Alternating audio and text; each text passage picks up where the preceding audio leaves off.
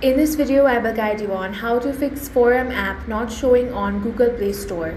The first thing you want to do is open the Google Play Store on your device. Now go ahead and tap on the search bar, and here you want to type in Forum.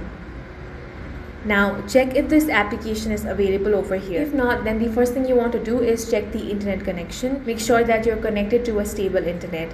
Now instead of this application, try searching for another app. So if other applications are showing over here and the Forum app is not, then the issue is not with the Play Store app.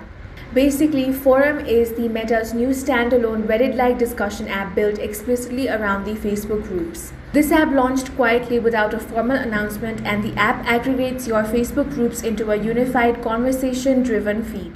For now, this application is currently limited to iPhones. You can download it via the App Store, but this is not available for Android on the Google Play Store. So that is the reason why you're not getting this application on the Play Store. Once Meta Forum app is available in the Google Play Store, you will be able to find it and download it from there. That's all for this video. If you found it useful, make sure to hit the like button and subscribe for more videos like this.